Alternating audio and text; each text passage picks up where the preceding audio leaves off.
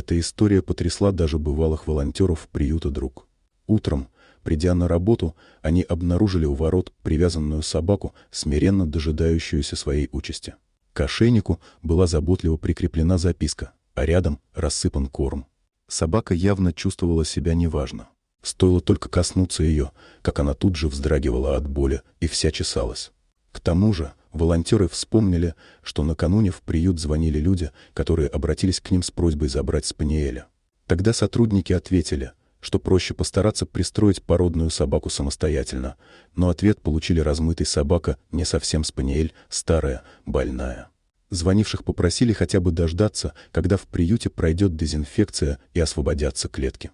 Хозяева ничего не ответили и положили трубку, а потом, видимо, решили таким вот изощренным способом избавиться от своей питомицы.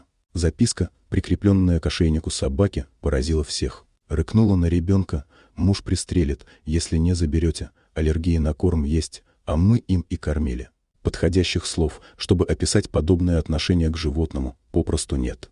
Но на тот момент главным было оказать помощь бедняге Миле, которая была никак не виновата в том, что случилось. У собаки действительно была сильнейшая аллергия, из-за которой она расчесала все тело. Нужно было купать ее со специальным шампунем и давать медикаменты, и лечение прогнозировалось, если не пожизненное, то крайне длительное. Спустя менее чем месяц волонтерам удалось облегчить страдания Милы. Конечно, полностью здоровой собакой она не стала, но ей уже было гораздо лучше.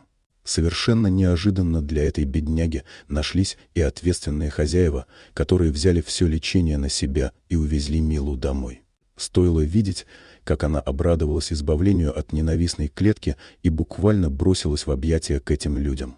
Болезнь, старость, проблема с поведением — все это не повод для того, чтобы перекладывать ответственность за своего питомца с себя на волонтеров или кого-либо другого.